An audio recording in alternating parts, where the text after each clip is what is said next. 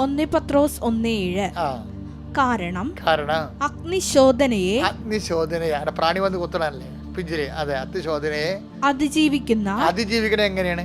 അകത്ത് പ്രതിരോധ ശക്തി ഉണ്ട്. അതാണ് അത് ഗലാത്യർ 5:6 അനുസരിച്ചുള്ള സ്നേഹത്താൽ പ്രവർത്തനക്ഷമമായ, നമ്മൾ പ്രവർത്തിക്കുന്നത് എന്തുകൊണ്ടാണ്? ദൈവസ്നേഹത്താലാണ്. അപ്പൊ സ്നേഹത്താൽ പ്രവർത്തനക്ഷമമായ വിശ്വാസത്താൽ നശ്വരമായ സ്വർണത്തേക്കാൾ അഗ്നിശോധനയെ സ്നേഹത്താൽ പ്രവർത്തനക്ഷമമായ വിശ്വാസത്താൽ അതിജീവിക്കുന്ന നശ്വരമായ സ്വർണത്തേക്കാൾ വിലയേറിയതാണ് പരീക്ഷകളെ അതിജീവിക്കുന്ന നിങ്ങളുടെ വിശ്വാസം. ഈ പരീക്ഷകളാണ് ഈ പ്രാണി എന്ന് പറയുന്നത്. പിഞ്ചില് വന്ന് പ്രാണി കൊത്തും. പിഞ്ചെന്ന് പറയുന്നത് എന്താണ്? പൂവിൽ നിന്ന് വിരിയുമ്പോൾ ചെറിയൊരു കാ പോലെ വരുന്ന സംഭവത്തിനാണ് പിഞ്ചെന്ന് പറയുന്നത്.